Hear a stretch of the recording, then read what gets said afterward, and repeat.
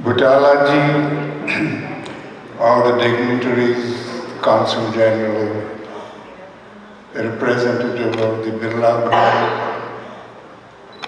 It's a great honor to be here today, especially because the two families, the Birla family and the Gandhi family, have been connected for many generations. And they are as devoted to the Gandhi legacy and Gandhi philosophy as we are. And it's a great pleasure for me to be here to inaugurate this exhibit. I've seen it in India, but it's good to see it around the world so that the message can go out to many people. I had the great pleasure of living with Bapuji for 2 years between the age of 12 and 14 and learning a lot of things from him at that time that made a very big difference in my life.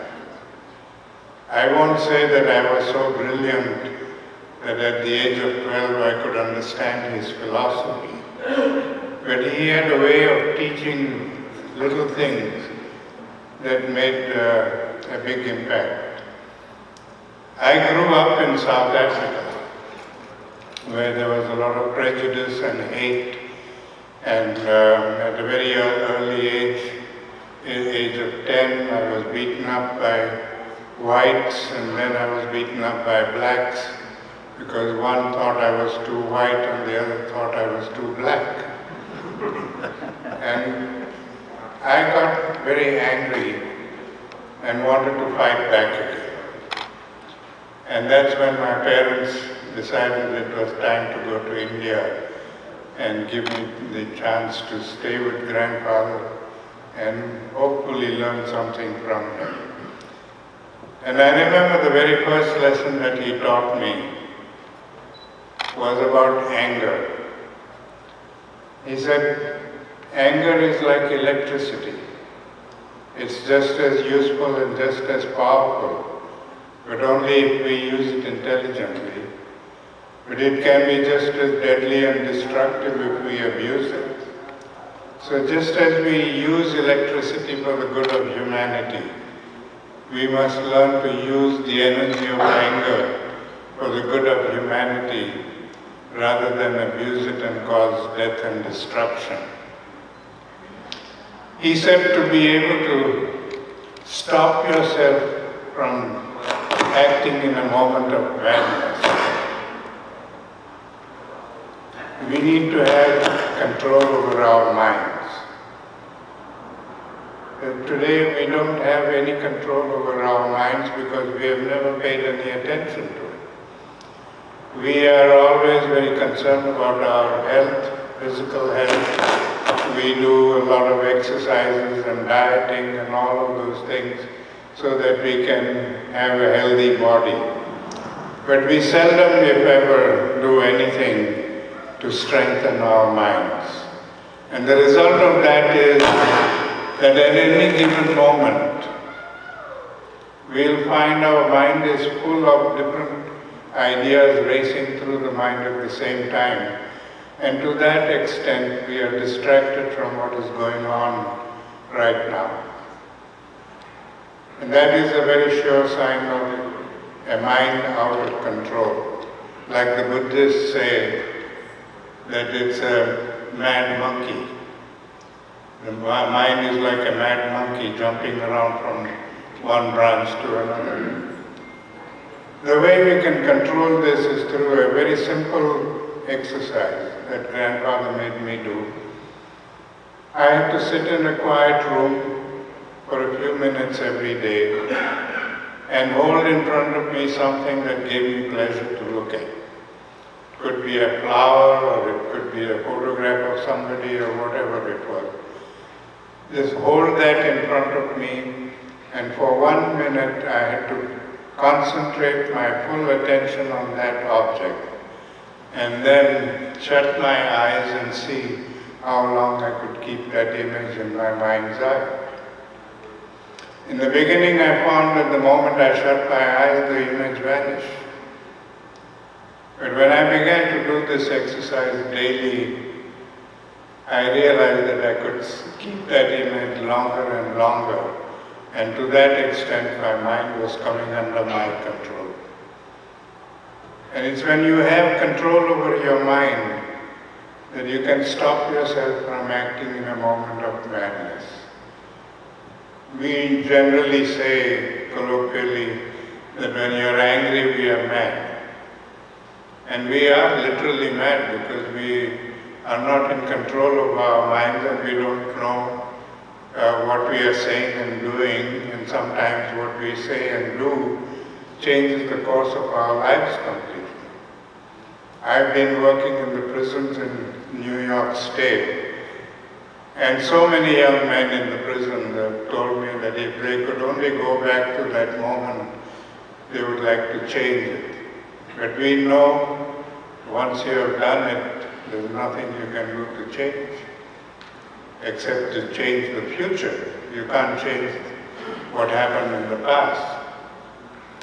So it's very important that we learn to control our anger, because anger is what generates violence in societies and individuals to the extent of 80%. Harvard University did a study on this, and they realized that more than 80% of the violence that we experience in our lives is generated by anger. So if we control anger and if we use that energy positively, we can reduce violence to the extent of 80%. So I consider that to be one of the basic principles of the philosophy of nonviolence. But I've taken the liberty of bifurcating grandfather's philosophy. There is a part of his philosophy which is the philosophy of nonviolence, and part of his philosophy which is, I consider, the philosophy of change. The philosophy of nonviolence is about conflict resolution. You face a conflict and you try to find a peaceful way of resolving it. And that is only one aspect of his philosophy. The real essence of his philosophy is the philosophy of change. If we don't change our ways and our habits and our relationships and our actions, we are never going to stop having conflicts. So we keep having conflicts and we keep trying to solve them peacefully, and then at some stage we get fed up because it doesn't work and we want to put an end to it, and we declare wars and fight and kill, and we think that killing somebody is going to solve the problem, but it doesn't. No problem has been solved by wars and killing. Even Second World War, we haven't solved the problem, because what sparked the Second World War, the philosophy of hate and prejudice, is still there. It is still ingrained in all of us, and we have not been able to get rid of it. We killed people. We sacrificed 6 million people, their lives, young people. But what did we achieve? If we couldn't get rid of the hate and prejudice that started the Second World War in the first place. So it's a philosophy of change that we have to work on. We have to change ourselves.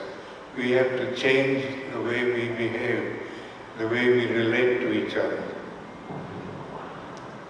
It's only when we take that step that we can really practice nonviolence in the sense that grandfather wanted us to. The second lesson that I learned from him, which is also I consider to be a very important lesson, was when he made me go out and look for a little pencil, a 3-inch butt of a pencil that I threw away because I thought it was too small to use. Instead of giving me a new pencil, he said, you have to go out and look for it. And I said, you must be joking, Bapuji. You can't expect me to look for a pencil in the dark. He said, oh yes, I do. Here's a flashlight. And he sent me out with a flashlight to look for this pencil, and I think I spent about nearly 2 hours searching for it. And when I finally found it and brought it to him, he said, now I want you to sit here and learn 2 very important lessons. The first lesson is that even in the making of a simple thing like a pencil, we use a lot of the world's natural resources. And when we throw them away, we are throwing away the world's natural resources. And that is violence against nature.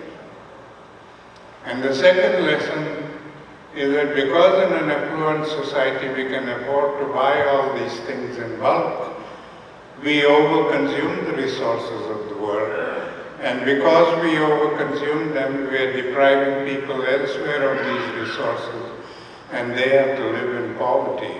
And that is violence against humanity. And that was the first time I realized that all of these little things that we do every day, because it's so much a part of our life, and we waste and throw away and overconsume, and that all of these things are forms of violence.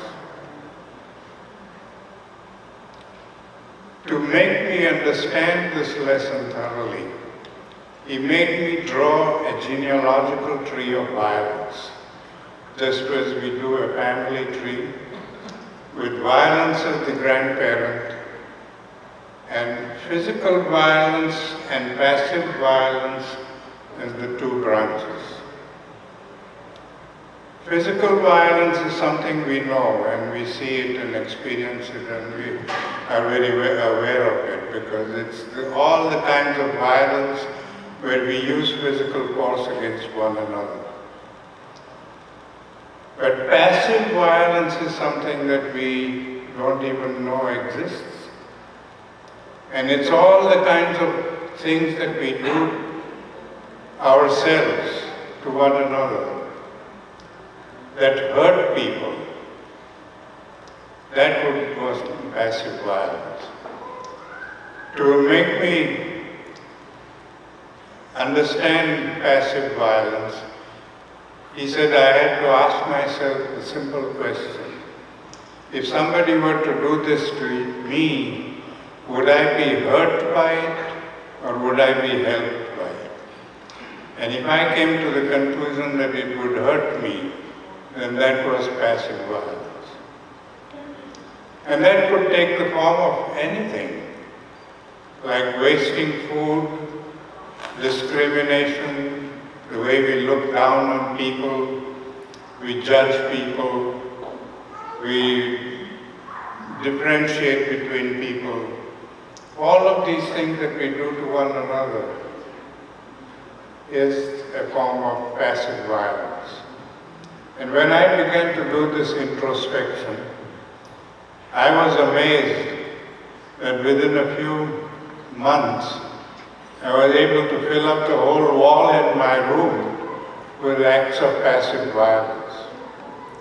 The physical violence didn't grow very much, but the passive violence grew endlessly.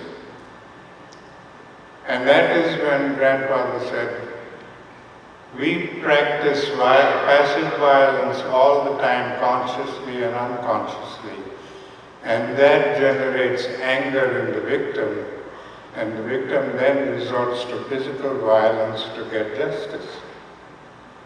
So it is passive violence that is fueling the fire of physical violence.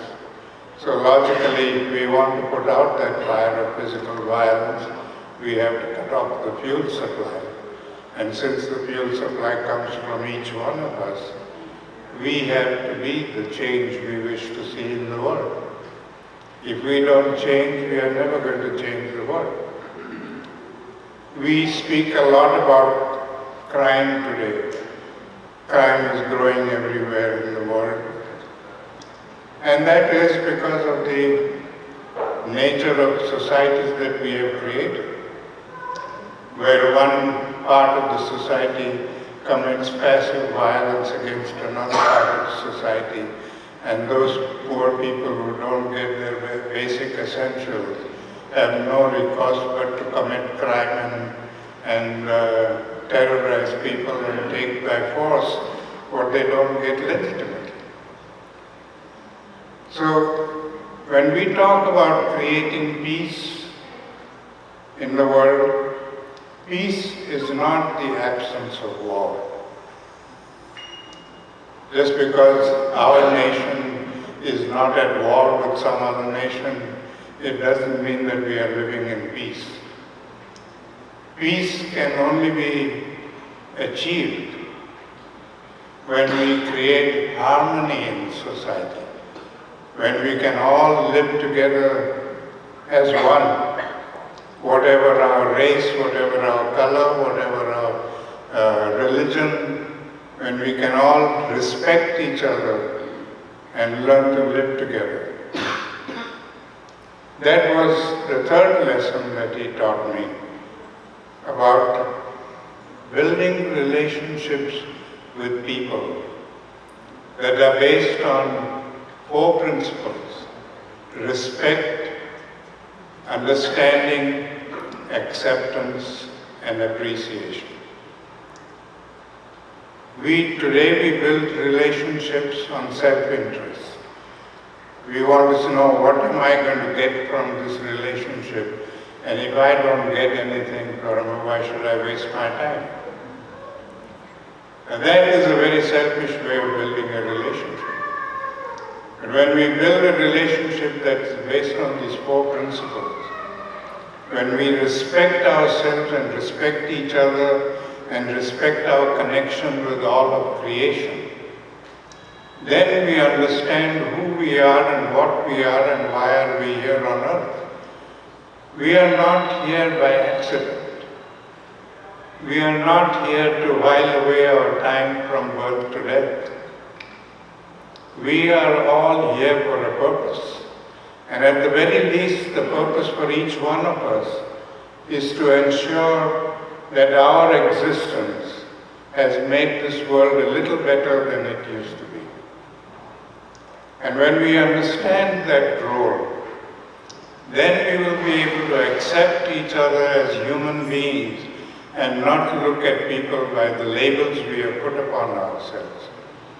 Today we identify people by labels. We've got to remove all those labels and just begin to look at each other as human beings.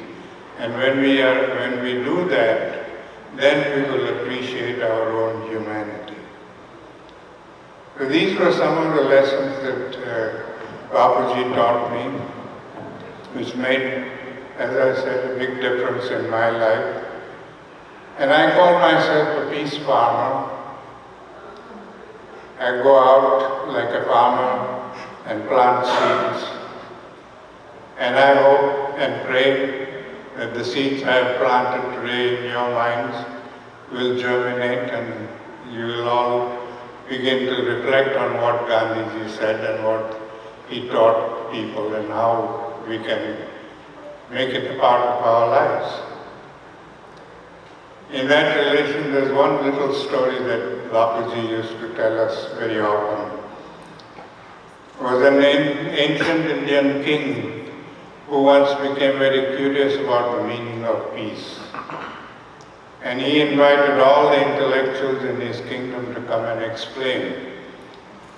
Everybody came there and couldn't explain to him, and he wasn't satisfied. And then one day a visiting intellectual from another town came and he stopped to pay his homage to the king. And the king asked him this question. And the intellectual said, "There's only one person who can give you a satisfactory answer, but he lives outside your kingdom. You will have to go to him and ask him this question. He cannot come to you." So the next day the king went to this sage and asked him the meaning of peace. And the sage quietly went to the back of the house and came back with a grain of wheat and placed that grain of wheat on the king's palm and said, "Here is your answer." And of course the sage didn't know what a grain of wheat had to do with peace, and he didn't want to show his ignorance.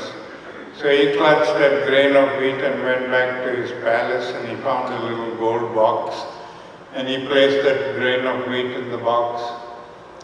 And every day he would open the box to look for an answer, and he couldn't find an answer. Then this intellectual who had sent him to the sage came back on a return visit, and the king asked him, he said, "You sent me to the sage, and he gave me this grain of wheat, and I don't know what the grain of wheat has to do with peace." And he said, "It's simple, that as long as you keep this grain of wheat in this box, nothing is going to happen. It's going to eventually rot and perish, and that will be the end of the story. But if you plant this grain of wheat in the soil, it will sprout and grow, and very soon you will have a whole field of wheat." And that is the meaning of peace. If somebody has found peace, and if they keep it locked up in their hearts, it will perish with them.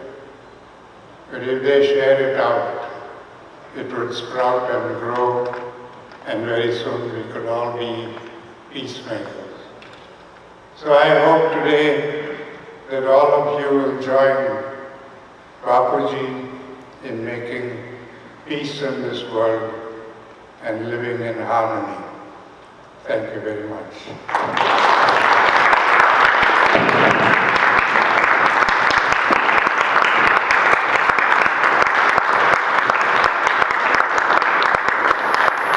I learned a lot of lessons from my grandfather, and I think they are very pertinent today for young people, and I'm sure that if we teach them through the museum and through the schools, that they will learn what he really meant by creating harmony in society where we can all live in peace and harmony.